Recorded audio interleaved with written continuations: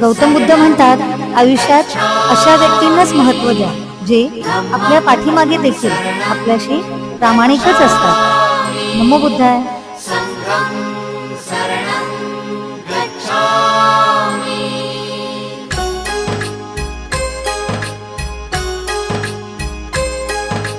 बुद्धं शरणं गच्छामि, धम्मं शरणं गच्छामि, संघं शरणं गच्छामि. त्यागमूर्ती तू, शांत चित्त तू, योग रूप संसारी. दया प्रेम अन मानवतेचे प्रतीक तुझी ईश्वरी.